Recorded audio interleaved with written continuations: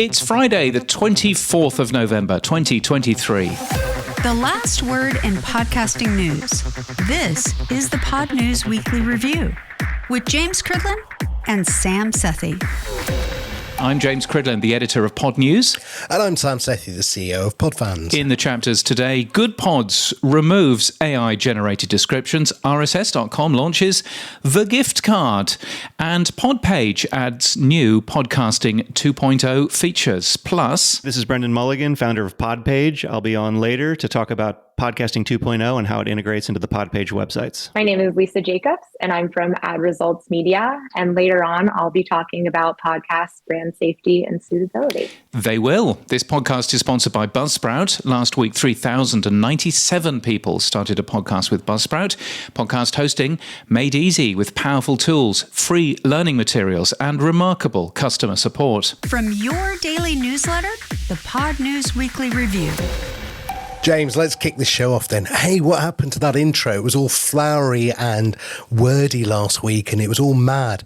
Why was it all like that, James? What's been going on? Have we got something called Good Pods Gone Bad Pods? Well, yes, we got a wonderful write-up. The write-up from Good Pods, which was a completely AI-generated write-up, was talking about this show being perfect for all, the creators curating compelling content for inquisitive ears, the ardent podcast fans eager not to miss a beat, and every newcomer dipping their toes into the vast ocean of podcasts. All very AI. Relatively benign, a bit too enthusiastic for me, but that was all fine. But Good Pods ended up getting an awful lot wrong with their AI written descriptions. Search Engine, which is a good podcast that I listen to from PJ Vote, that ended up being a show, apparently, according to the AI, about online trends and SEO, which it really isn't. But also, it had got rather more serious things wrong as well. A show about violence against women and sexual assault was described as a love and dating advice show, which is kind of, not great. So I reached out to Good Pods to say, what's going on here then? And they said, well, it was only 0.2% of all of the shows. And they weirdly decided to get rid of it as soon as I emailed them about it. Which always fills me with a slight amount of suspicion. Mm-hmm. And yes, 0.2% of the total show pages, but I think it was the top 0.2% of shows. So I did a lot of searching and, more than I would calculate around 85,000 shows actually had these weird AI generated things. So, not particularly good. I think it was a good example of using AI, but not actually putting a human being in front of them to actually understand what was going on there. But why were they doing it in the first place? Was it because they had empty fields of data and they thought, here's a way of filling that? Or or did they overwrite the existing description of the podcaster? No, they didn't overwrite anything. So this was additional data, and that was all fine, and that makes sense. And what the AI descriptions were is that they were essentially looking at the show notes, in some cases looking at the transcripts, although I'm not entirely convinced about that, but producing more information which presumably would work well in terms of SEO. So it was a bit of an SEO play. One creator said that this was basically an experiment to game SEO for their own ends, and the decision did nothing for the community that they claimed to serve, and in many cases actively harmed creators. So I think it was a bad mistake. It's good that they have realised that it was a mistake, and good that they have canned it. But that was a bit of a mistake. The fact that they didn't bother telling creators about this. So yes, you could go in and edit it if it had got it wrong, but they didn't actually tell creators that it actually existed in the first place. Yeah. Again, going back to, you've got your 4 rules of apps, haven't you? What are those 4 rules? They're what I call the unwritten contract between podcast publishers and apps. So the first thing is, open RSS feeds are intended for consumption, so you can use them. But podcast apps won't touch or alter the audio in any way. They won't charge to listen to your podcast. And most importantly, for this one anyway, they won't touch or alter the accompanying metadata. Now, arguably, they didn't touch or alter it anyway. They just added some additional metadata around it, but not necessarily the right thing for them to do. And I think certainly asking for consent and at least telling creators that they were doing that is probably a good thing. I think so. And I think I can see what they're trying to do. You know, they're trying to get improved SEO, or they're trying to make it much more discoverable. I think there was an experiment that Apple did, if I remember. I think Bumper discovered it, which was they were adding various tags to podcasts. And we never knew why they were doing that, but it was always in the background. It was always hidden. And you and I think, speculated that there might have been a search engine capability coming from Apple. That never happened either. So, again, you can experiment, but at least if you're going to do it safely, or do it transparently. Either way, do it one way or the other. Yeah, no, I think I mean, what I would personally have preferred Good Pods to do is to potentially send emails to those people that had claimed their podcast and said, hey, we noticed that your description is too short. And we would like it if you would write a longer description, please. That I think would be really helpful, because that would help all of podcasting. It would help their shows in both Good Pods, but also in Apple Podcasts and in Spotify and everything else, because the description is the most important thing. But they didn't do that. They just made up guff. And unfortunately, AI is very good at making up guff and sometimes getting it wrong. So, It's not guff, it's hallucinations. Hallucination, James. Yes, you are absolutely right. Hallucination. So, yes. AKA crap. Yes, exactly. But they've stopped it now, so that's all good. Let's move on then. RSS.com, friends of the show, they've come up with something that I thought clearly had been created for. The gift that keeps giving is what I've called this. They've created a gift card that allows you to basically buy a gift card for somebody else and give it as a present maybe to access hosting. So you can buy them a year of hosting. Alberto says, who's the co-founder, these are the first gift cards worldwide to give the gift of podcasting. This is really a statement to loved ones or colleagues. I care about what you have to say. You have a lot of interesting things to say. Go ahead and tell your stories to the world. It's a lovely idea. It's an obvious idea in hindsight, which is always the thing, isn't it? Hindsight's the thing. Oh, yeah, I should have done that. But it's a good idea, isn't it? Yeah, I think so. I think it's a really smart idea. I think one of the nice things about this is that you get up to a year worth of RSS.com hosting. And once that year has finished, then your podcast will just stay there forever. You won't be able to upload anymore until unless you want to pay. But for that, your podcast, your episodes will stay there forever. You don't have to pay any additional money for those podcasts to actually stay there. And I think that makes a ton of sense. I think that's a really nice idea. So, having that show being automatically hibernated, if you like, is a good thing. So, and, other people, so I'm an advisor for RSS.com, our sponsors, Buzzsprout, they will delete free episodes after 90 days. Now, they're free episodes, so no money has changed hands, but that's clearly a very different way, of doing things. So I think, I think it's quite a smart idea, a good stocking filler or a secret Santa. If you want to go and buy those, rss.com/gift. Indeed. Now, James, Alberto and I talked about it last week because we knew it was coming out, but we couldn't talk about it. It was embargoed. One of the things you and I have talked about is micropayments and Satoshis and jumping the shark in terms of getting people to understand converting fiat to micropayment and then using that on, sites like Podbands, Fountain and Podverse, etc.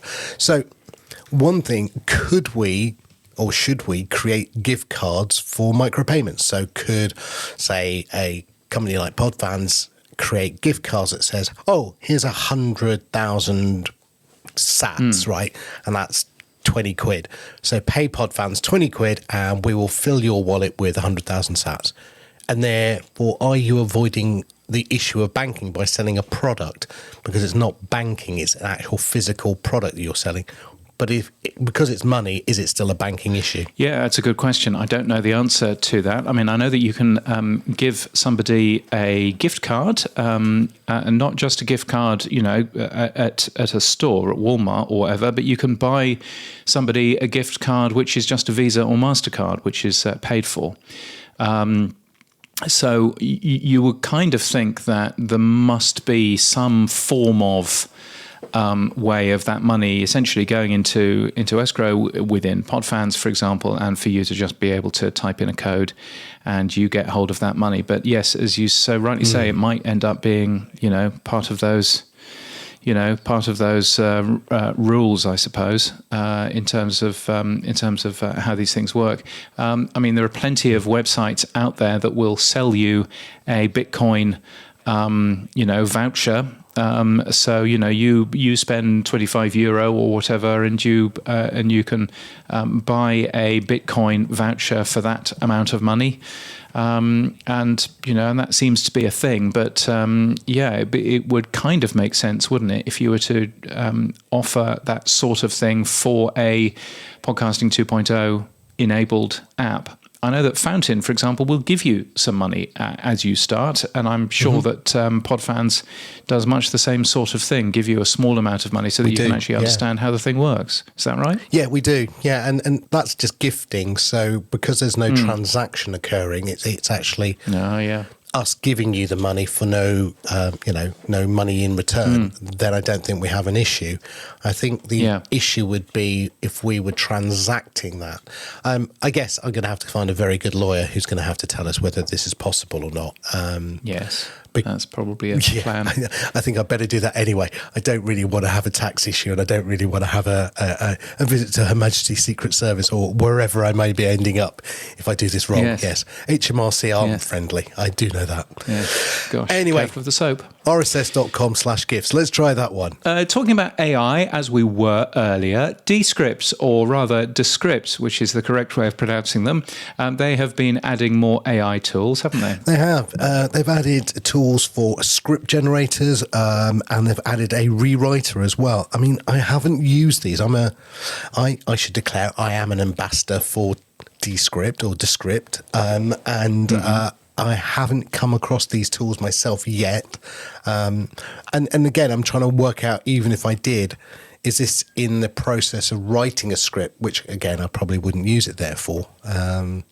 But again, it's good to see. I mean, look, they've had AI in their product for years, with the voice changing and the cloning and everything else. And so it's just good to see them adding more and more tools, I think, that are just there. As I said, AI to me stands for assisted intelligence, and this feels like more assisted intelligence to help podcasters create content or scripts in this case. Yeah. Artificial intern.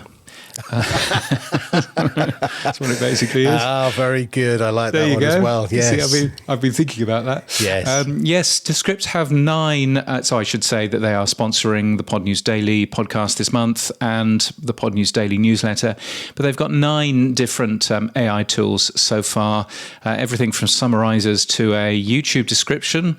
So it'll create captivating descriptions and video chapters for YouTube. Careful. As well as script generators, chapter generators, social post writers, and all this kind of stuff, and plenty more to come. I was chatting to a developer from Canva only yesterday evening, and he was saying that basically, his job at the moment is to get a big spade and to push AI into absolutely everything that he possibly can. And I'm sure that will be the case for a lot of these companies as well. But I think there's some quite nice things in there. What would be good is if next week we could have someone from Descript talking about what some of their AI tools are all about, Sam. Okay. Again, your wish is my command, luckily. Christina Cromer, who's from Descript, will be on the show next week to tell us all about it in more detail. Yes, and there's a couple of other AI things going on. Headliner has done a survey talking about how podcasters are using AI. Surprise, surprise, it's mostly for promotion. Spotify is experimenting apparently with Google's AI tools to make better recommendations for podcasts and audiobooks. So it'll be interesting to take a peek at that. Also, Descript's Ashley Hamer wrote a blog post which is potentially a little bit self-serving, but it's called How I Got 10 Times My YouTube Subscribers by Adding Video to My Podcast. Of course, Descript allows you to edit video as well as audio. But still there's probably some learnings in terms of that, but I have absolutely no desire to do any video in terms of all of the stuff that I ended up doing. I even managed to, on Wednesday, put a version of the podcast live, which had a retake in it. Thank heavens that I learnt my job about not swearing in front of a live microphone, because that could have been slightly embarrassing. But thank you for spotting that, Sam, and a couple of other people who dropped me an email and said, "Did you mean to have that big pause in there?" No. Oh yes, of course I did. Yes, that was all part of the show. Don't worry. Yes. No, okay, indeed. Look, let's move on. Apple's basically auto downloads changed recently, and it's now starting to show in the numbers, James. Libsyn have reported for October, Apple's share downloads dropped 3.6%, and also Buzzsprout is reporting that there's a drop of 4.8%. What's going on? Talk to me. Yeah, so I'm comparing here. I'm comparing August to October. So I'm ignoring September, because September is when iOS 17 rolled out. It made a couple of changes in auto download behavior for Apple Podcasts, which frankly, those changes should affect virtually nobody. But seemingly, Apple's share of downloads, now a share of download, of course, could be impacted by other people, could be impacted by Spotify doing much better. And having nothing to do with Apple. But nevertheless, Apple's share of downloads has dropped with both Libsyn and with Buzzsprout. I've asked some other podcast hosting companies if they wouldn't mind giving me some data as well. And when you have a look at, overall, Triton Digital sees numbers going down. Canadian Podcast Ranker went down 2.5% August to October. Similarly, the US figures were down 8.4% across the same time zone. So that's a pretty big thing, I think. So I'm sort of curious from other podcast hosting companies, are you seeing a big drop in Apple Podcasts? And what does that say about Apple's numbers? It's always been the case that we have turned around and said Apple is very big and it delivers an awful lot of downloads and et cetera, et cetera. 9 times the amount of downloads that Spotify gives you per user. And all of that stuff. But it's always been the case that we've known that some of those Apple downloads are automated downloads. And if it's such a small change in behavior has had such a large effect, what is that actually saying about the total amount of downloads that are coming in through Apple Podcasts? I know that John Spurlock, a friend of the show, who listens to this show, I believe, I know that he reckoned that he had come up with a way of spotting user-initiated downloads versus automatic downloads. I think he'd come up with a way of spotting that for quite a few people. So I was quite keen to see whether there's a way of learning a little bit more about that, and also getting some data out of OP3 as well. My dream is to get a monthly SQLite database out of OP3 so that we can do some proper stories on there now that it's measuring more than 1,000 people. So at some point, that would be a lovely thing for me to potentially pay John to end up doing. I think that would be a good plan, maybe. Very nice. Well, you dream on for a while, James. You never know one day. Hey, it's Christmas. You never know. Ask Santa. I know that John is very, very busy as well. He's actually got some paid work. So, I'm not quite sure what his paid work is. I thought he was a multi-squillionaire. He was one of the original Googlers. I thought he was too, but no, apparently he has to pay for a living. So, yeah. So, anyway. What's he joined? OpenAI? Come on. Anyway, moving on. Brand safety for all. Odyssey reported that brands were playing it too safe, they felt.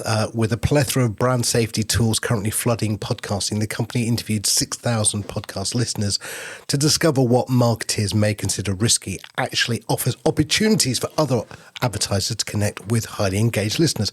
So basically, in summary, they're thinking that these brand safety tools are a little bit too turned up on the old safety level. Yes. And maybe people or brands should have a look again and maybe turn the dial down a bit. But you spoke to somebody, didn't you, about this? I did, yeah. You know, I've always been a little bit suspicious of these brand safety tools, and a little bit suspicious of Americans telling me what I should or shouldn't feel offended by, which is essentially how all of these brand safety tools appear to work.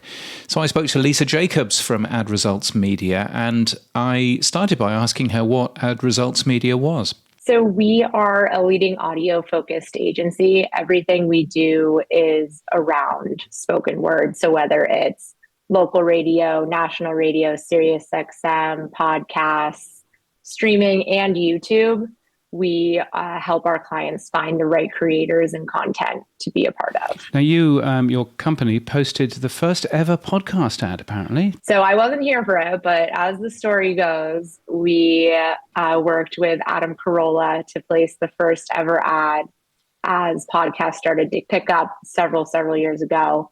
We started in the radio space, really with those endorsed reads, and found the power of that for our clients. And as podcasts started picking up, it really started with a lot of radio personalities moving to the new medium and creating their own content.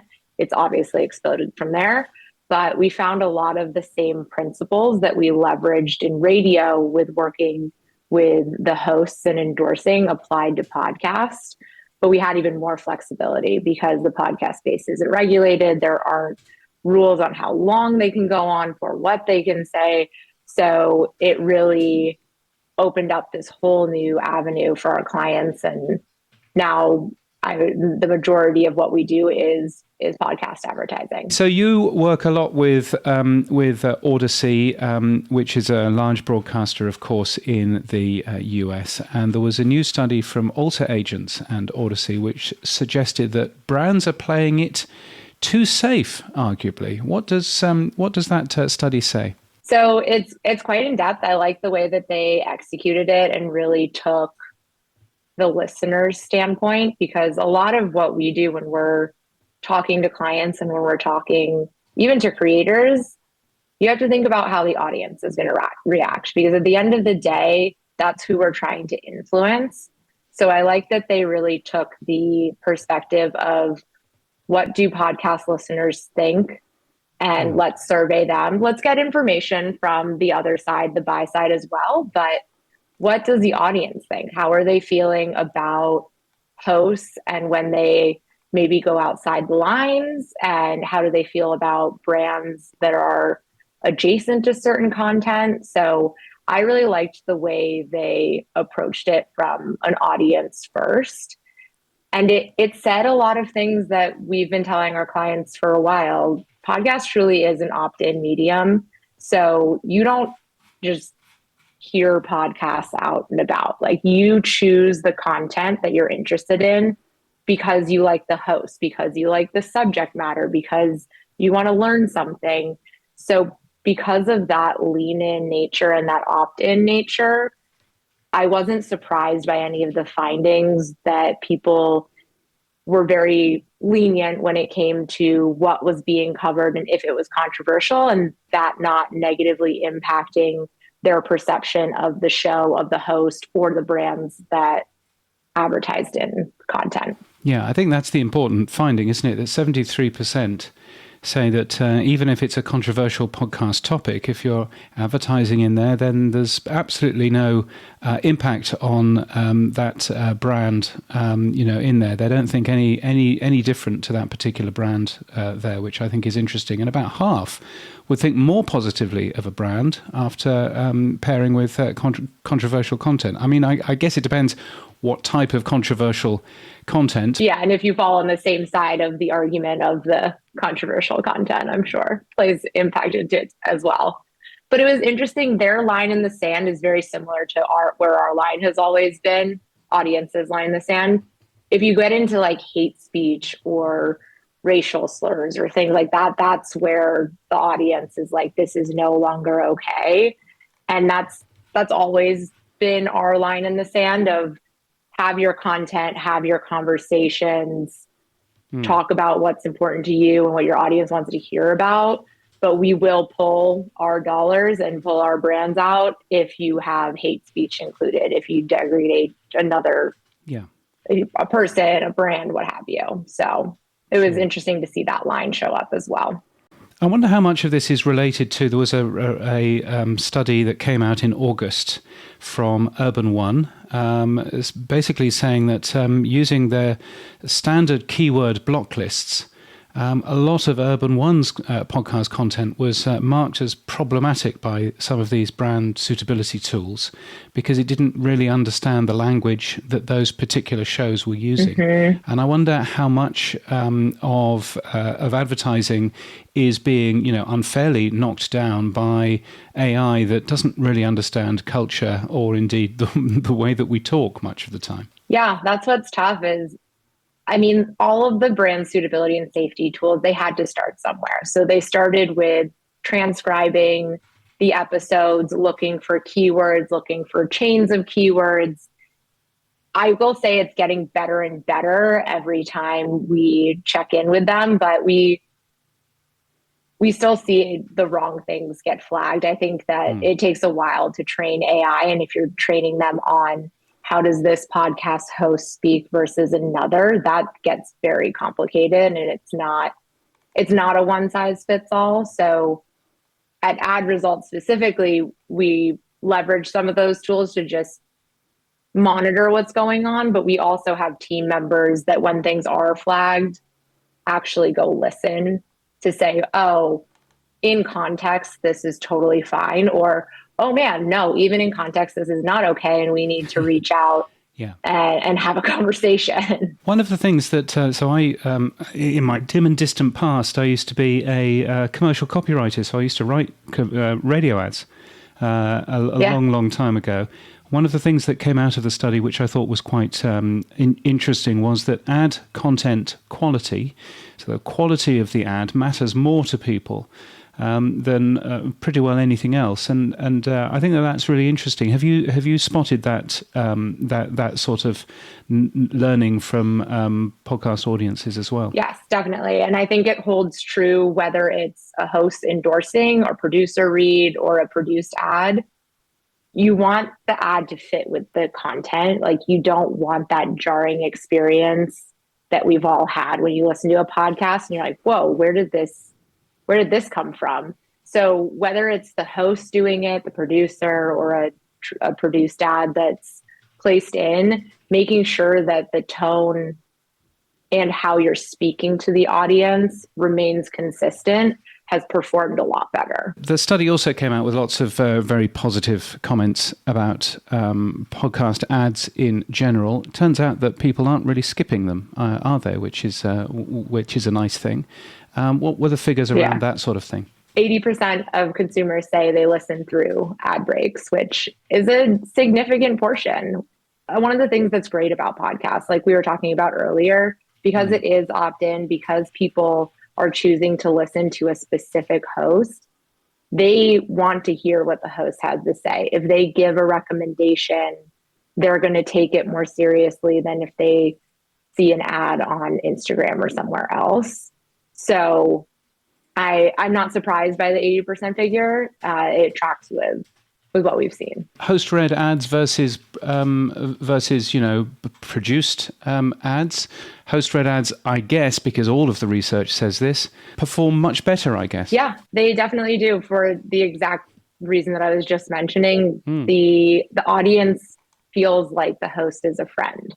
If they listen, if they're tuning in every week and listening to this host talk about whatever they're talking about, whether it's the news, politics, what's going on in their life, society and culture, Bravo, what have you, they feel a connection with that host. And when the host authentically endorse something, I think that's the key word, is authentically endorses something, it drives a lot of action. But on the flip side of that, the audience can tell when the host is not being authentic or trying to promote something that they don't actually use or care about. So what was your overwhelming takeaway from the data that you saw in this report? I'm really happy to have data to support a lot of what we have been sharing with clients and talking about, to have actual listener data that tells us this is what we care about, this is what we don't care about. And we like having the brands as part of the content. That's what I'm going to take away from it. I'm going to use a lot of these stats when talking with clients because it has been a hot topic. It's especially over the last couple of years, there have been a lot of controversial moments. There have been a lot of backlash on both sides. So having actual listener data to share with brands to say, look, the people that you're trying to reach, the people that you're trying to make take action, here is what they care about, and here is where it's okay to continue advertising, even if you don't see the exact brand alignment. And I think that's the other piece that it hit on a little bit, where it talked about some brands don't want to be in true crime because they don't see a brand alignment. It's really about going after where is your audience. Meet your audience where they are, not where you think they should be, because that's what's going to drive performance and the behavior that you're looking for. And everybody wants their podcast ads to work well, right? Exactly. Lisa, thank you so much for your time. I appreciate it. Thank you. Have a great rest of your day. Lisa Jacobs from AdResults Media talking about brand safety and stuff like that. So let's move on from brand safety for all, for fairer work for all. This is down under, mate, your way. I don't know even where that language was, so I won't even try that again. Cockney, yeah. That well-known Cockney Australian, yes. Well done, Sam, yes. A new organisation called Podcast Workers for Australia has published a freelance podcast rate card. Basically, they've set a recommended rate for freelancers working in Australia in podcasting, and they're advocating for a fairer industry. Sounds good. What's the scoop? Yeah, it does. So 115 personal signatories are on that rate card. 115 personal signatories, exactly the same number, are members of Podcast Workers Australia. It sounds like a union. It isn't a union. They've worked with a union, the MEAA, which I believe is pronounced MIA here. MIA, yeah, nah. Anyway, it's Australia's Union for Creative Professionals. So, from a point of view of actually having a suggested freelance podcast rate card out there, super useful, super great piece of work. The only thing that gives me slight pause is that nowhere on the website does it say who the leadership team is, who is behind any of this work. I did speak to a couple of people, and I said, are you able to give me your leadership team? And they sounded very, very quiet about who was involved and why they were involved and everything else. I can't work out whether that's because there's something to hide or because they've never really thought about making that public, but that's always a little bit of a concern. But the actual work is really good. The question, I suppose, is what happens if companies don't follow this particular rate card? Companies do pay people significantly less than they should be earning.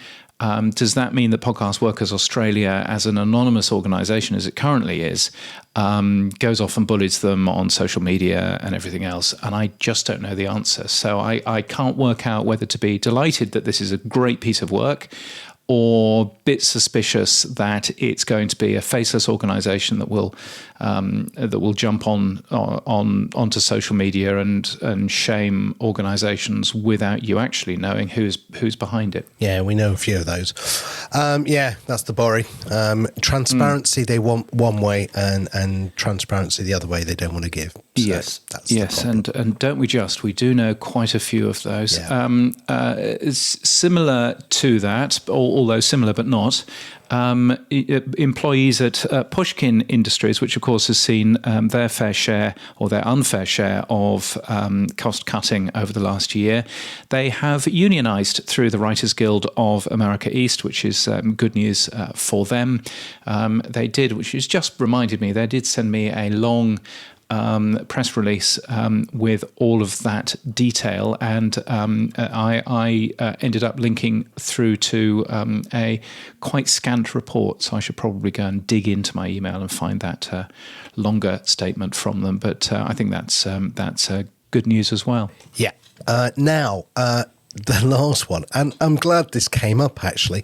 You put a story in from Channel 4, which is a TV channel over here in the UK, about how does fair use, otherwise known as fair dealing, actually work. I thought it was quite interesting, some of the key points in it actually, James. The first one was almost all creative works are protected by copyright. But when we looked at the RSS of most podcasts, they don't even have a copyright in their podcast.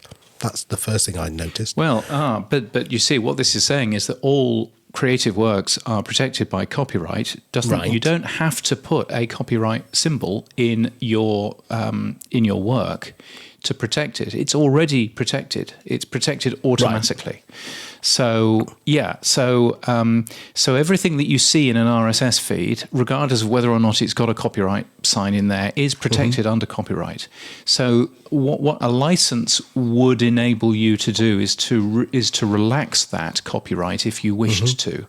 But right now, if people are taking a clip of this show, then that's against copyright law. But it may be acceptable under fair use or fair dealing. And they are different things in different countries. And of course, the copyright law, rather sadly, is different in every single country. But there's some really helpful information in here around where fair dealing is acceptable and where fair dealing isn't acceptable. I thought it said fair dealing is a statutory defence in action for copyright infringement. So it's saying that if you're using something without permission or payment to the copyright owner, there may be a way in defence that you could actually say, yeah, I was only using that for fair dealing. And it says fair dealing is things like current events, criticism, reviews, quotations, caricature, parody, or pastiche. What's pastiche, James? I had to look this up. Oh, what is pastiche then? Go on, if you've looked it up. Oh, I had to look it up. I thought, good blimey, I couldn't say the word and then not have an answer. Pastiche is mimicry. So if you're mimicry or of a style of someone else's content. Oh, imitation. Yeah. And that's that. So there are reasons why you can use clips at fair use, fair dealing. But often, I think what was more interesting in this report, and I do recommend everyone to read it because it's a long one, in the copyright, it does protect people's endeavours so that they can properly benefit from their work. So that's the reason for a copyright.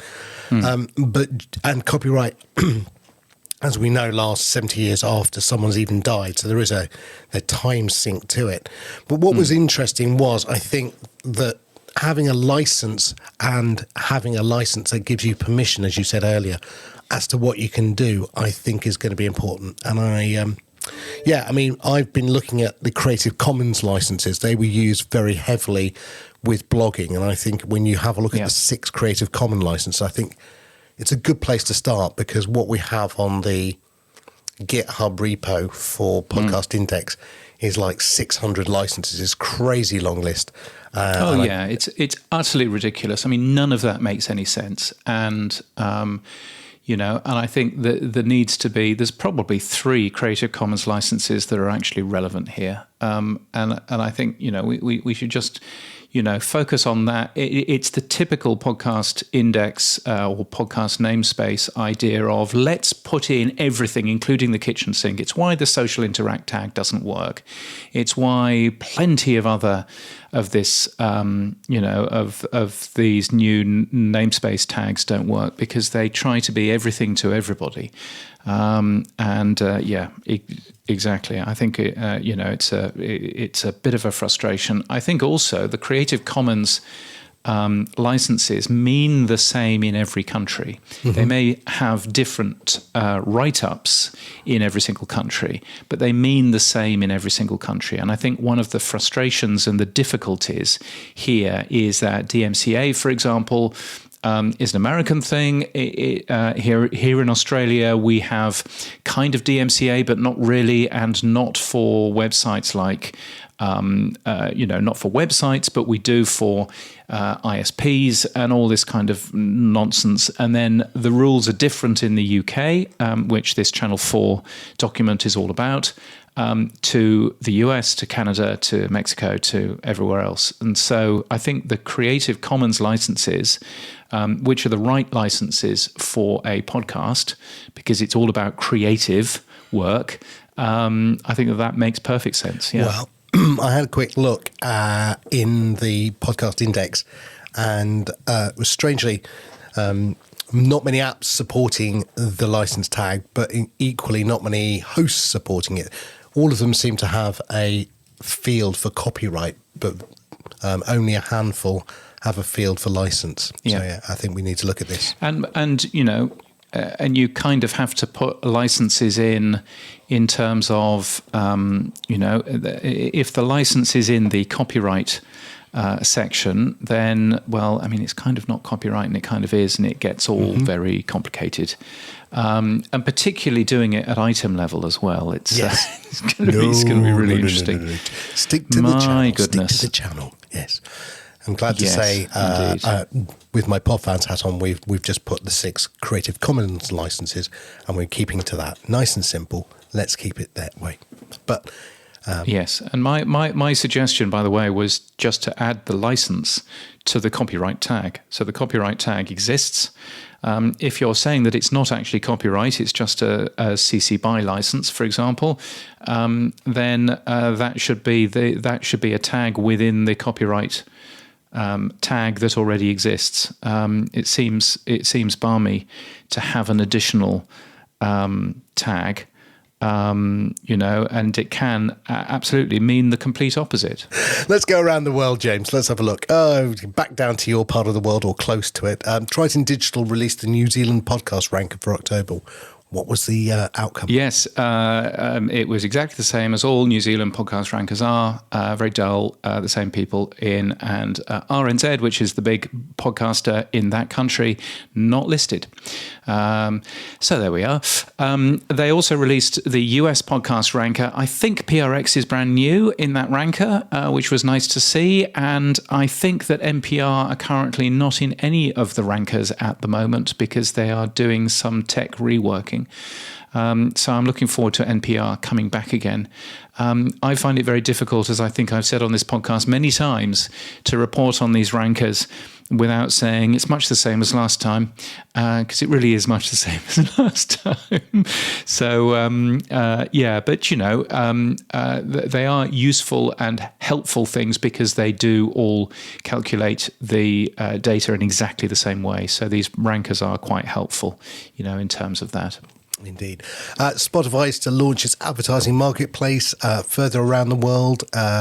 So it's moving into Brazil, India, Japan, Mexico, and Sweden. And it's also expanding its contextual targeting based on transcription. So there you go. Yes, which is much the same as Acast's conversational targeting that Acast have been talking about a lot. So the fact that Spotify is also copying that idea, or maybe it's the other way around, who knows? But anyway, is interesting. I did notice when I was in Spotify, then there is a sign in Spotify which says something along the lines of, we can transcribe your podcast for you. Which is now in Spotify for podcasters. That seems quite new to me, but then I don't live in Spotify for podcasters, so I don't really know. But clearly they're using that sort of thing for this. I should also say, by the way, hello to you if you are listening to us on Spotify, and many congratulations. You are subscribed to the right version of the Pod News Weekly Review and not the wrong version, which I had taken out of Spotify 2 days ago. So it's not just Podcast Index that has duplicates. Spotify did as well for this very show. So thank you for listening. And if all of a sudden everything went a little bit quiet, you won't be listening to this because you were listening to the wrong one. But still, there we go. So I thought, I'm always looking at the podcast index data and going, oh, there's another duplicate in there. But, Spotify has one too, which I thought was interesting. Australia, they are talking about podcast advertising. Spending on podcast advertising in Q3 grew by 88% year on year. Who were the top three advertisers, Sam? The top three advertisers, James, they were the usual suspects, weren't they? Amazon, BetterHelp, and Takeaway.com. It doesn't seem like... Who's Takeaway.com? Grubhub. Who's that? Menulog. Who's that? God knows. Why have they got so many brands? Why can't they stick to one brand? Well, exactly. And they're not called either Menulog or Grubhub, where you are. What are they called where we are? Yes. Well, I'm glad that you wondered. So, in the US, they are called...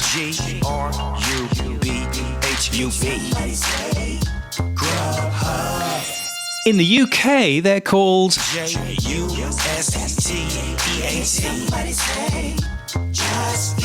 Just Eat. And in Australia,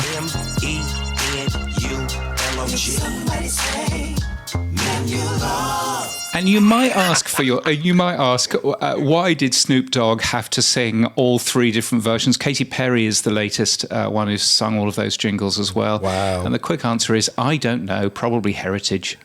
But gosh, there's a thing. I was curious as to why they wrote Takeaway.com in this list, because Takeaway.com is not their brand.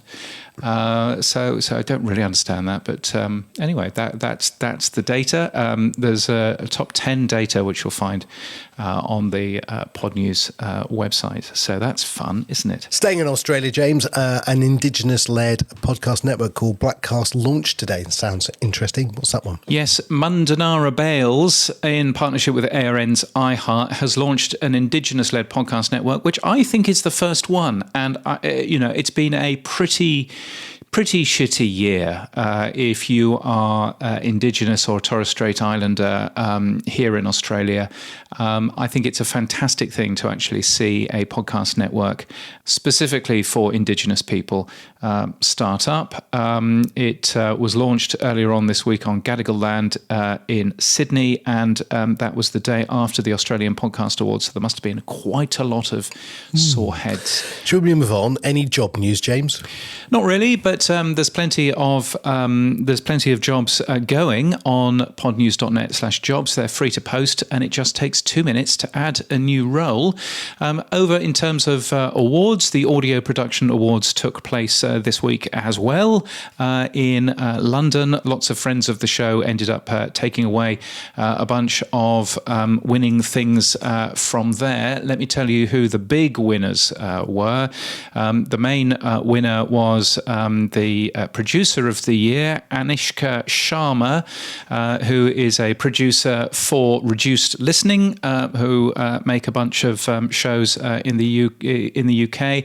And the production company of the year was Overcoat Media, not a particularly large company, not one that I've heard of particularly much. They do a lot of work for the BBC, for BBC Sounds. They're based in South Wales. They're based in a seemingly in a farmhouse quite close to a village in South Wales. So bless them. But they ended up winning Production Company of the Year. The full winners are on the Pod News website at podnews.net. And of course, the Webby Awards are coming up. The 5th of December is when you need to get your entries in. I don't know, Sam, whether or not I've told you whether or not I've won any Webby Awards. No, slips my mind. I haven't heard this. No. Got anything? Anything? Yeah, I got two. Two. So but so that's nice. Do they count anymore? Because I think they were in the last millennium. I think they were. Do they have a sell-by date on them or something? They were.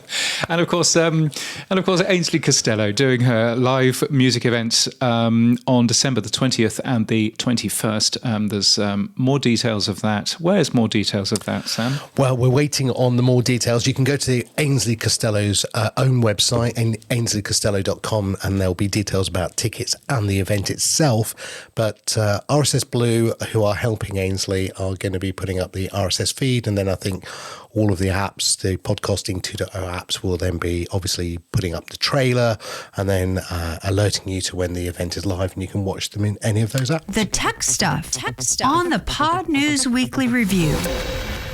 Yes, it's the stuff you'll find every Monday in the Pod News newsletter. It's where we do all of the tech talk. We're under the cosh in terms of time here, but all kinds of nice news, including Pocket Cast adding a bookmarking feature. RSS Blue now lets you upload music, either single tracks or albums, to a podcast feed. Pod Home implementing image compression, even though artwork is supposed to be under 500 kilobytes anyway.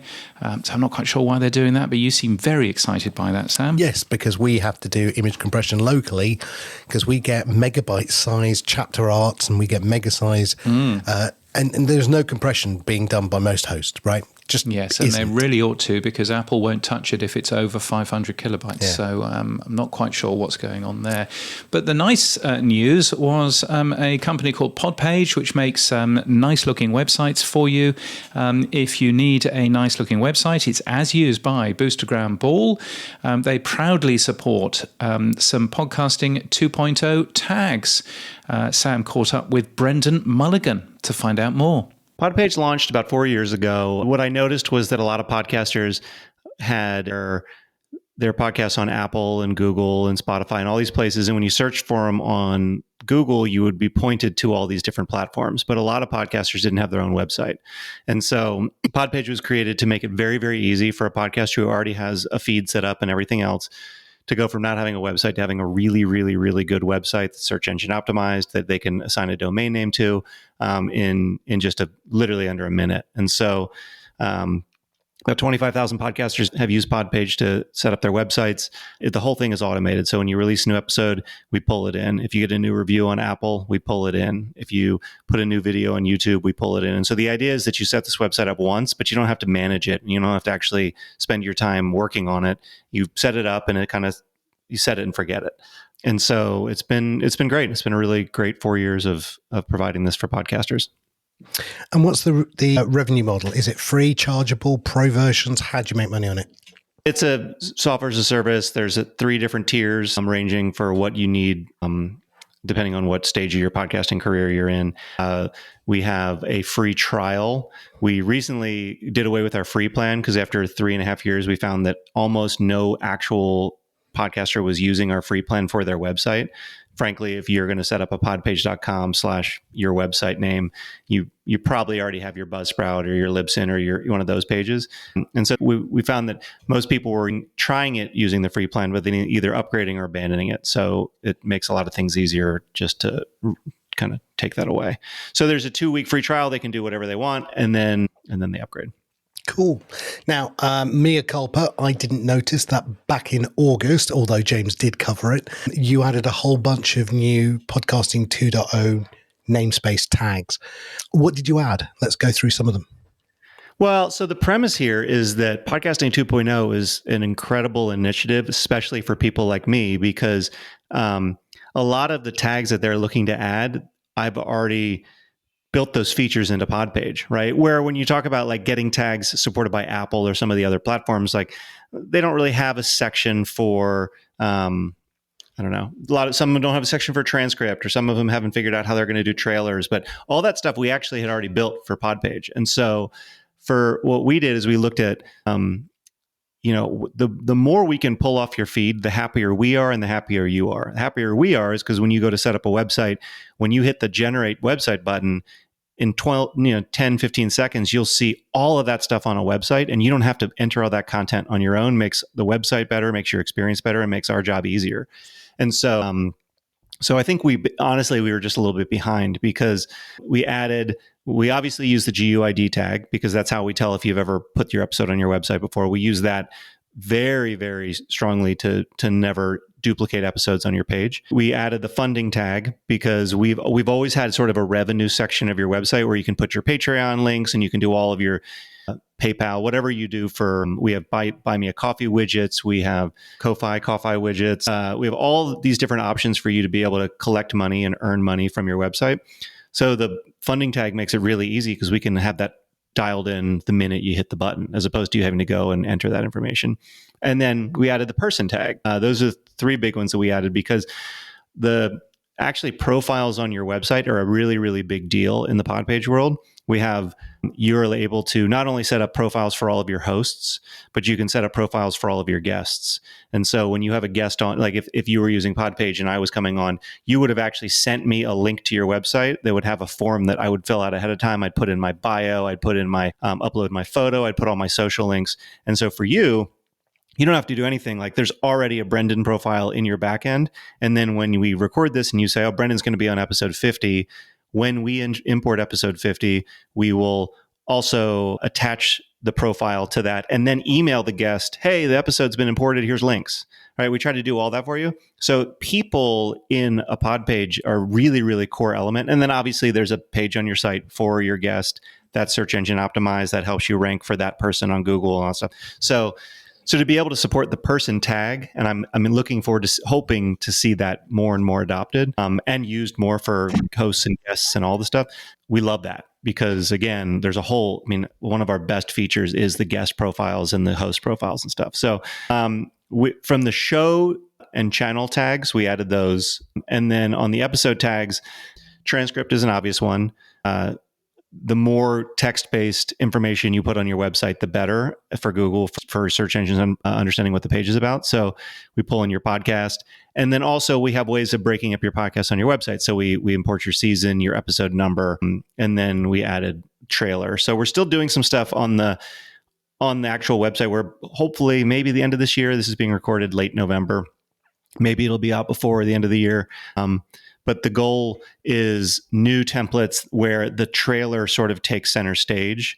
Right now, the way that PodPage works is you come to the site and you can see like the most recent episode. And there's ways you can kind of you can say like, well, my first episode's my trailer. So there's little hacks that we've had to put in to sort of make the assumption like, oh, this is the trailer. So you can maybe have that at the top of your page all the time. But now that there's actually a trailer tag, it makes it so much easier. So we can actually start using the trailer in different parts of the page very intentionally. Yeah, there's also, you may not have seen it, there's also a new tag called podcast pinning, which allows you to pin a trailer or any episode to the top of a feed. So maybe go and have a look at that one.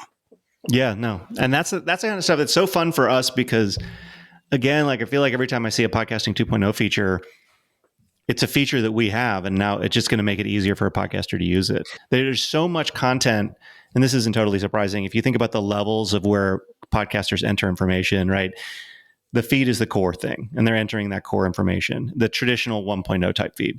But then a lot of the time, it ends up in different places, and they have to add more to it, right? On Podchaser, they're adding, here are the people in the episode, here's all this other content. On their website, they enter a ton more context around their podcast and their episodes on our site. Who their sponsors are, the guests, I forget all the different fields, but there's just endless fields. And then it's nice to see, and I've always wondered, should we actually provide like a podcast mirror service where they can just use a PodPage feed that'll just have all this stuff automatically in it, even if it's not part of the standard, just so other platforms can use it.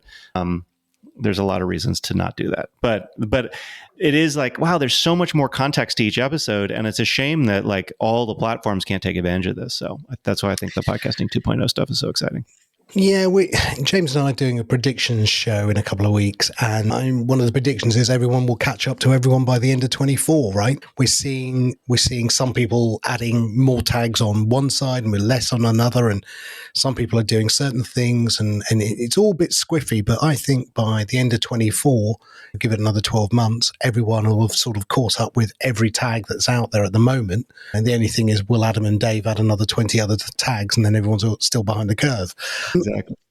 One of the things you talked about was adding chapters and more importantly, adding the value tag as well. So talk to me more about that. So chapters are coming. One of the decisions that I made early on with the website was the thing I was the most afraid to do would be add any kind of layer in between the listener and the podcaster from a data perspective. I was like, I don't want to screw up the metrics.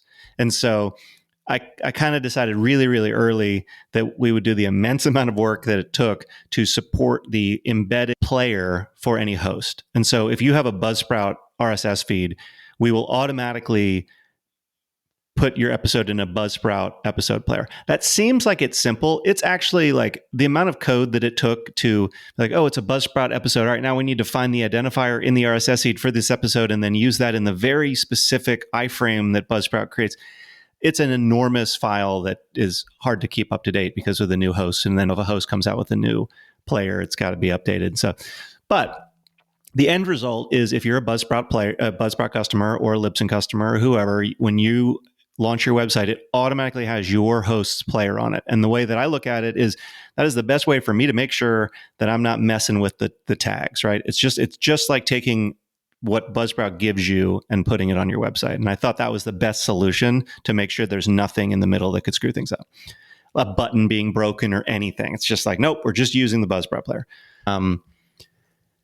The problem with that is ideally what I'd like is we'd import the chapters, we'd import timestamps and all that. That's on your website. You click a timestamp, you click a chapter, and the player just goes to that point.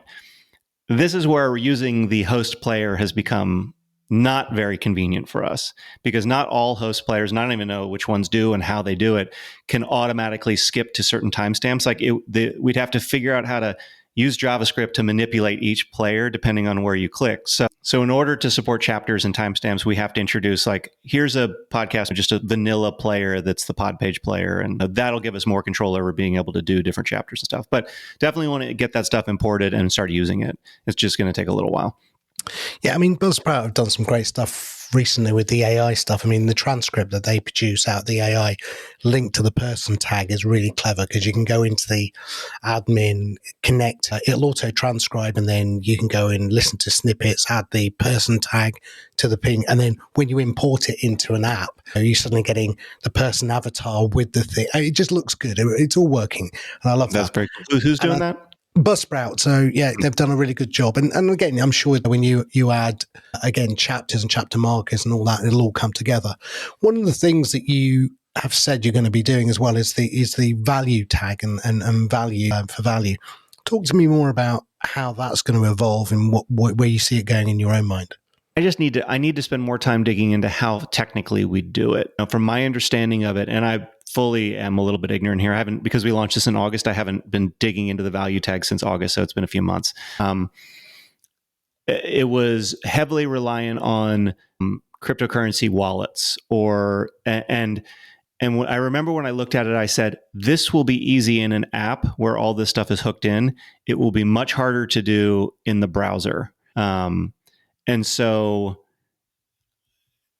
I remember that being a blocker. Now that was, traditionally different blockchains support different types of extensions. And I've got a lot of experience in the whole crypto and blockchain world through different projects.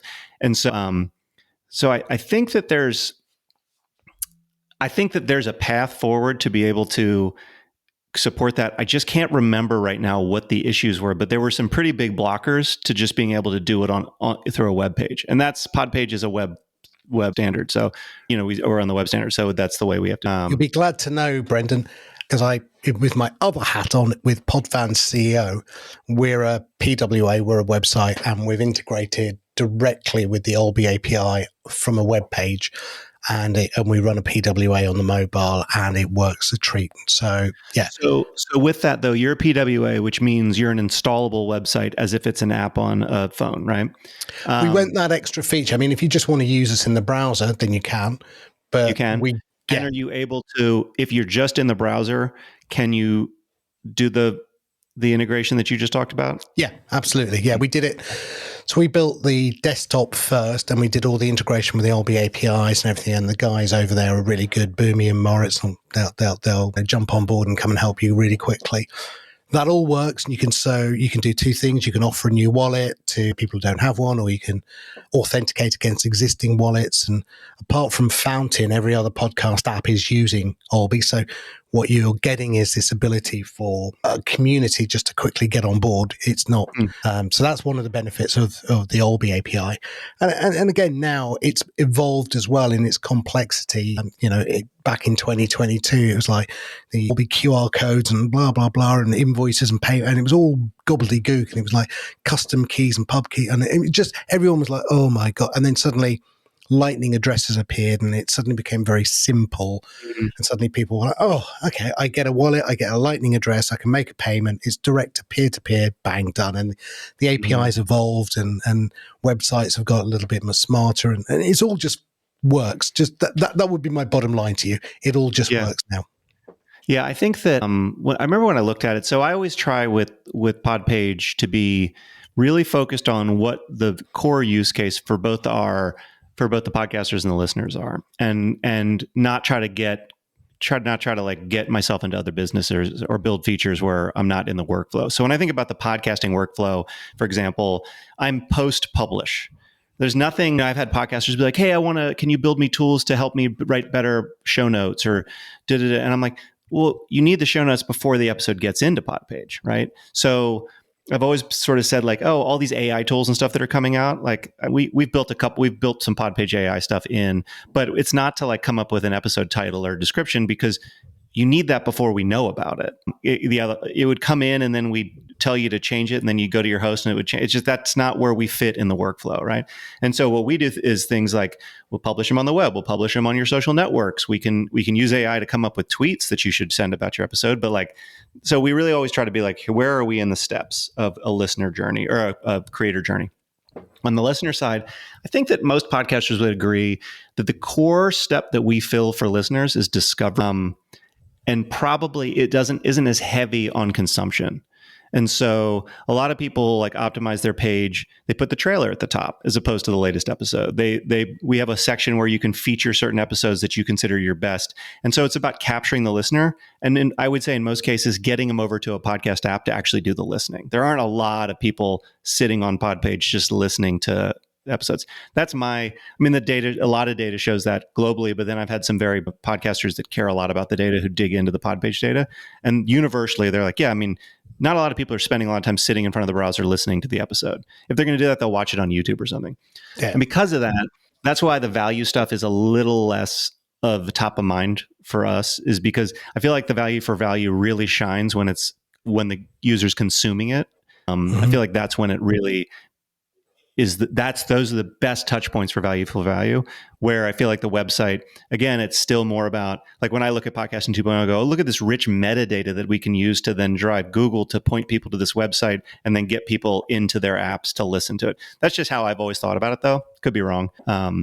But that's another one of the reasons that, like, when we think about the investments of in the last few months, we've been adding in tons of SEO tools and SEO functionality, because it's really about if someone launches a website because they want to really own a few keywords, how do we make sure that they can do that the best possible way to get the people to come in, to send them to the apps where they can experience the value for value stuff? So, yeah, no, I agree. I think James has heard me, and many others have heard me I use a 5 Ps or 6 Ps, and I think you're one of them. So when you talk about the flow, there's pre-presentation, so pre-production, which is what you don't do. You're not going to create notes and everything else. Then there's the actual production of this show when you're recording it like we are now, post-production editing. Then there's that presentation layer, which I think is where you fit in, right? Presenting out the post-production. And then there's profit maximization and promotion. And I think you actually fit into promotion as well, as getting the word out with SEO. So I think, again, in my very, very simple little head that I have, I tend to put people into buckets, and that's where I'd probably put PodPage. The other things that are coming, again, just asking in case you've got them in the roadmap, there's something called a pod roll that was announced recently, which is like the old days of blog rolls or host recommendations. No one's really settled on the right terminology.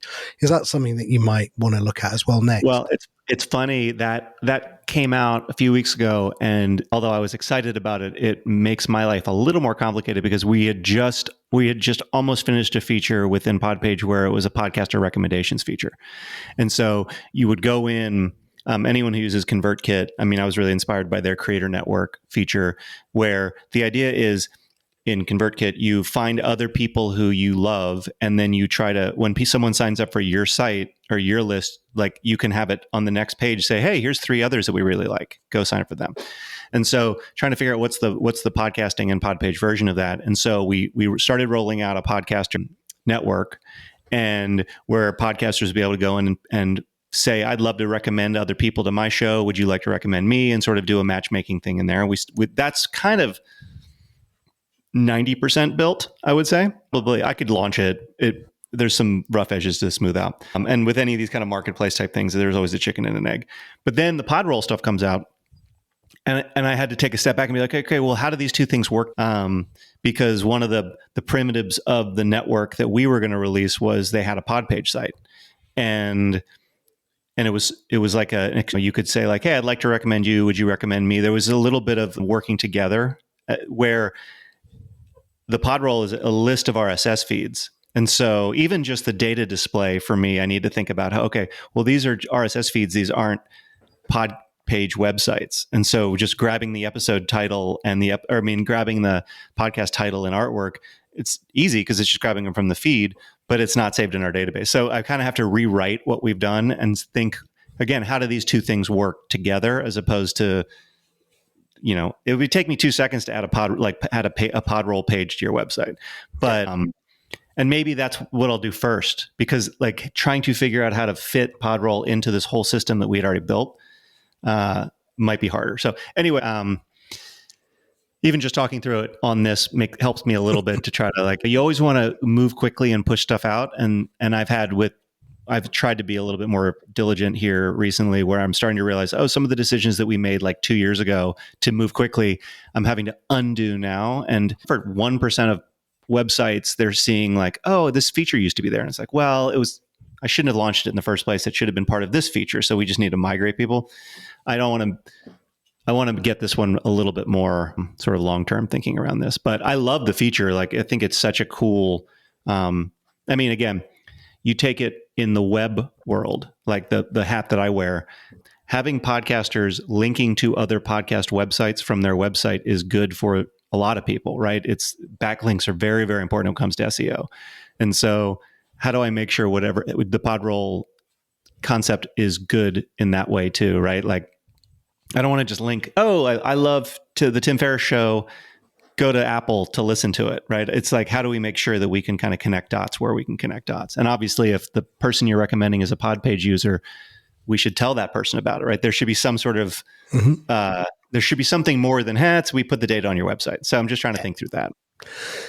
Yeah, being a web app, I mean, one of the things that a conversation that started, I think, with Adam and Dave a couple of weeks ago on their show was, how can you get better identity of individuals on the person tag?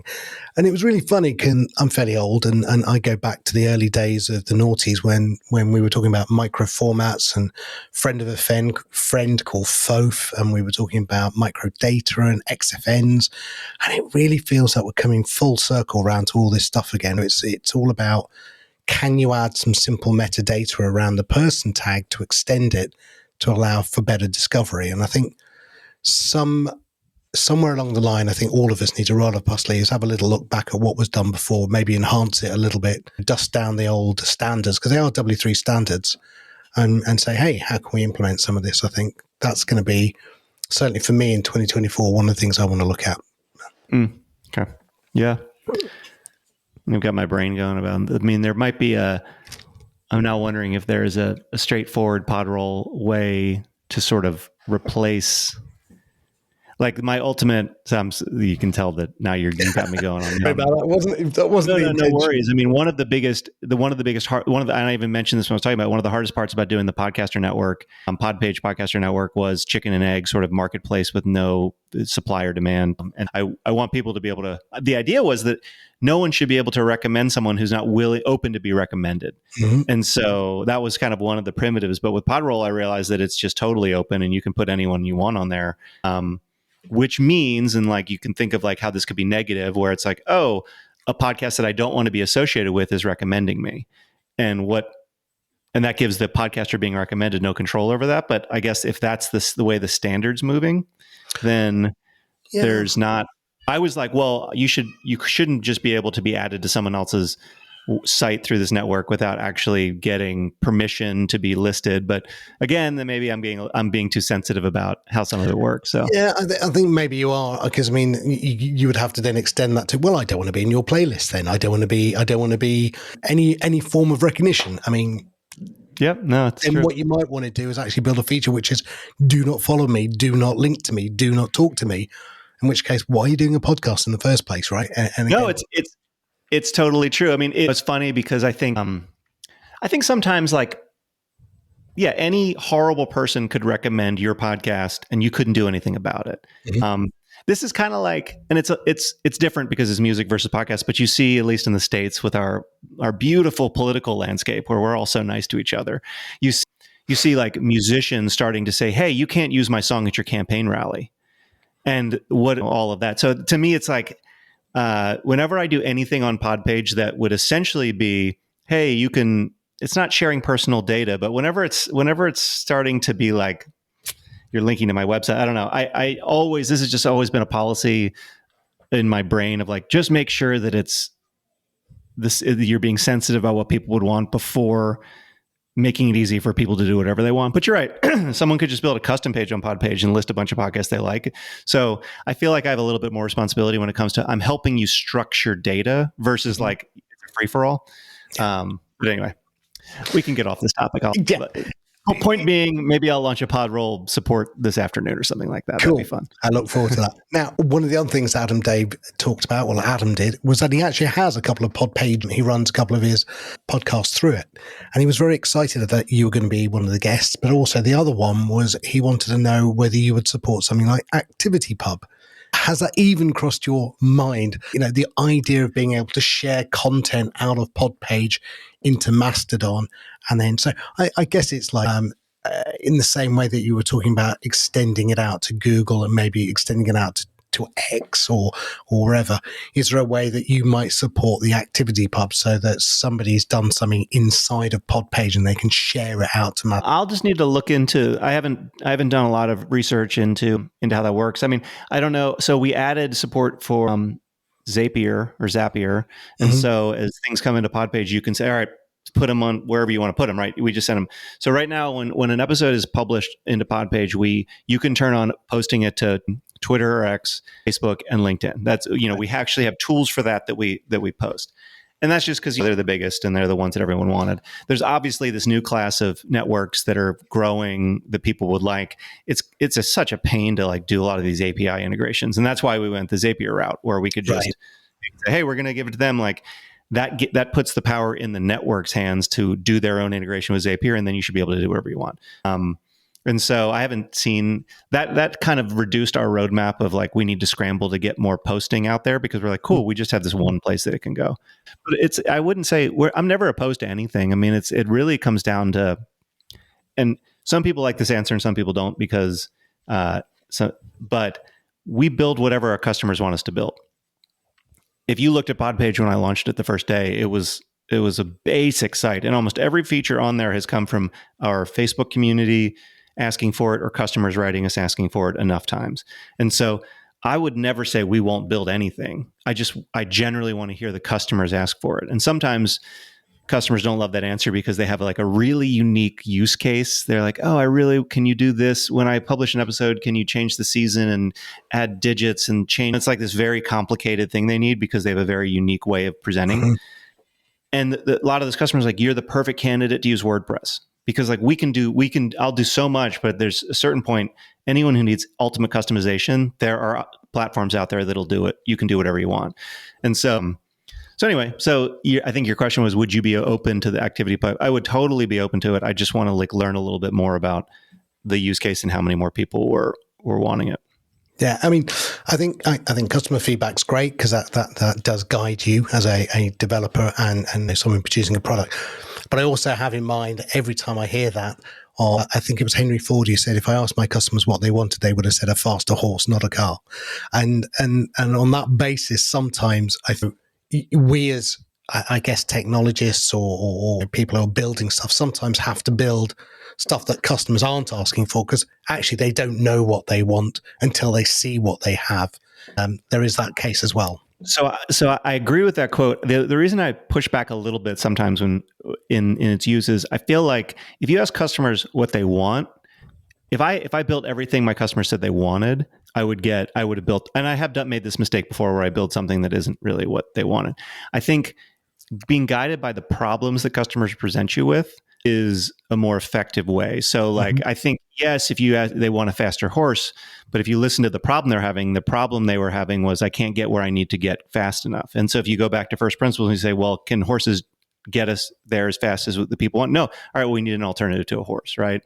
Exactly. I think in product development, it's not so much that we go after, we just do what the customers say. It's more listening to them say like, oh, I'm having a problem because I'm not able to, like the thing I want my customer, here's an example of something we did recently. Like the thing I want my customers to do more than anything is to buy my new book. I have a link in my nav bar, but how do I make it bolder, right? How do I, because the page isn't really structured to have like it has never been structured to have like a different thing than listen to my podcast. So recently we've added a way to reorganize your nav bar so you can have whatever the main call to action is you want. We have an announcement bar at the top where you can write anything. And we have a modal that used to only be for collecting email addresses. And now you can pop it up and say, buy my book.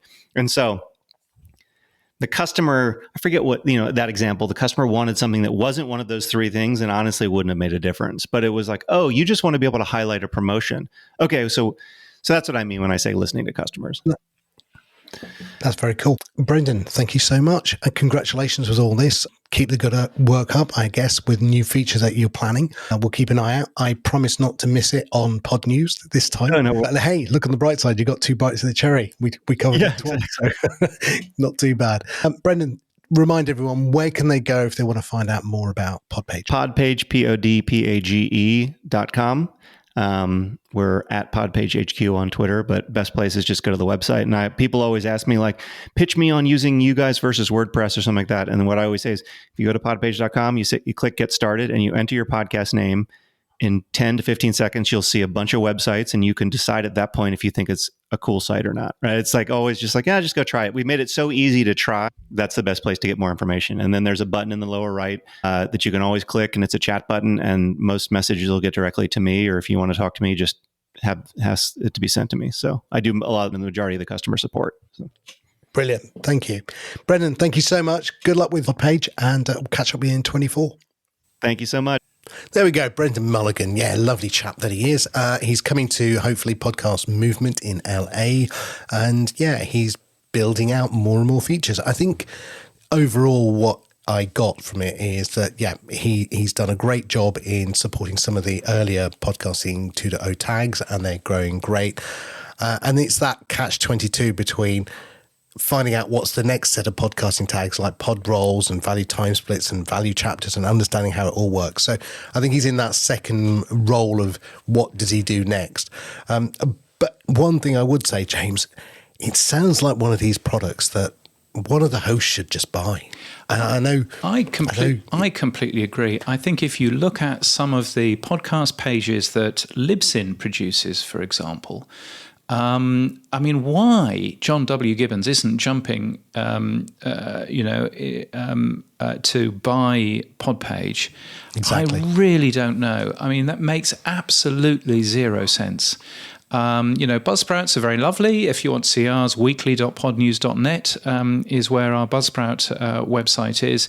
But if you have a look at Libsyn's, or you have a look at, some other podcast hosts, don't want to be rude about too many of them, but most of them are rubbish. Mm-hmm. And, just white label PodPage with your own style sheets and that kind of thing, that makes sense. Or just buy the company, get rid of all that horrible technical debt. I'm really surprised why people aren't doing that. Yeah, absolutely. Boostergram Corner on the Pod News Weekly Review. Yes, it's our favourite time of the week. It's Boostergram Corner. We've got a number of sats, which is excellent. What have we got here? Gene Bean. Row of ducks, 2222. As a follow-up to Sam's discussion about the person tag taxonomy, I also find it limiting and confusing in its current form. I went reading through the entire taxonomy. Well done, Gene.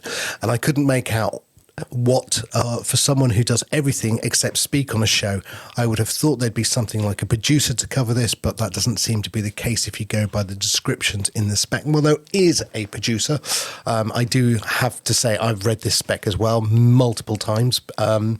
It is a long podcast taxonomy list. It's not complete. I think they've got everything in there, including the kitchen sink, haven't they? Which makes it quite difficult to actually work out where things are.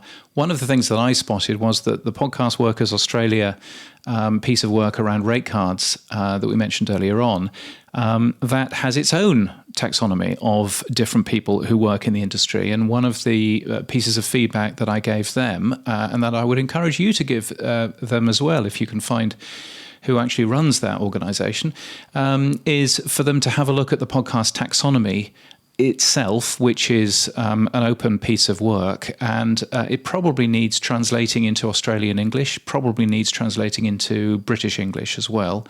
But I think it's certainly a good thing for us all to work together on that, and to use potentially a subset for where we are in terms of making that appear in apps and things. Yeah, and I would also say the podcast taxonomy group needs to update that list. That was done 3 or 4 years ago. And, again, one of the things is there's no co-host, there's no AI as a host. So there's a lot of things. And I worry it's going to turn into another one of these Apple categories, stuck in time, never moving on and not being fit for purpose. Well, yes, indeed. Let's move on. Gene Bean sent us a elite boost regarding the docs for the podcast namespace spec. I wonder if this is a case of someone just needs to put up a pull request to the specs GitHub that automatically publishes all of it. Look, just take a look, Gene Bean, I would, at podcastnamespace.org. That is an open GitHub for you to do exactly that. And it would be wonderful if perhaps we had something which is a little bit more clear in terms of the namespace, which I think is a different piece of work than the index. So I think that would be a good thing. Adam Curry sends us 10,000 sats. Oh yes, a big baller. And he says 10,000 sats to compensate you for having to read that horrible Buzzsprout ad copy. What? Buzzsprout? Podcast hosting made easy with powerful tools, free learning materials and remarkable customer support. I don't think that that's horrible at all. They haven't re-signed yet. I don't think that's horrible at all. Yes, but thank you, Adam. I will take the 10,000 sats as well. It's nowhere near as much as we get from our friends at Buzzsprout, I should tell you. So you will have to up your game there. Yeah, I think Adam's referring to the bad pods or good pods flowery language that you used last week. Oh, is that what it was? Oh, okay. Yes. Oh, well, there we are. Barry from Podhome sending us a row of ones, as I'm going to call it, 1111, talking about image compression and stuff like that. If you get value from what we do, the Pod News Weekly Review, it's separate from Pod News. Sam and I share everything from it, and we really appreciate your support so we can continue making the show. You can support us with a credit card, weekly.podnews.net. You can support us with sats by hitting the boost button in your podcast app like podfans.fm or like Fountain. And now, James, it's the last word. Over to you, mate. Yes, I went through the Australian Podcast Awards winners and I must have looked at 200 different websites for podcasts. And one of the things that really stood out to me is how rubbish most podcast websites are, how few people even bother linking to Apple Podcasts or to Spotify or to other places. And we really all ought to raise our game in terms of that and get better podcast websites. So that's my last word for this week. What's been happening for you this week, Sam? Very simply, lots and lots of podcast index, podping work. Driving me mental, but other than that, all good. But I had a little idea that came back from my Netscape days. Dave Jackson mentioned it, actually. They had badges that were best used or best viewed with Netscape or best viewed with IE, if you remember those in the day. And I just wondered if we had any badges for podcasting. And I had a look on the GitHub, and there was a podcast certificate badge, but it hasn't been used on the main pages or anywhere. So I just threw up a little idea. This podcast is best heard in, and then it has a link to the podcast index page with all of the apps showing. And then I had another one, which is this podcast is best used. Oh, no, this app is best used with these hosts, which we're going to use on Podfans. That, again, just links back to the hosts on the podcast index. Again, just a bit of awareness I thought we needed. Yes, I think it's certainly something we should be having a look at, and I intend to get my hands dirty with those and make the copy a little bit smarter. But we do need to work out where it needs to go to, which of course is the thing.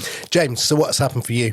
I had a very entertaining week. It's 100 years of radio in Australia, so I was on ABC Radio Brisbane earlier on today talking about that and various other things.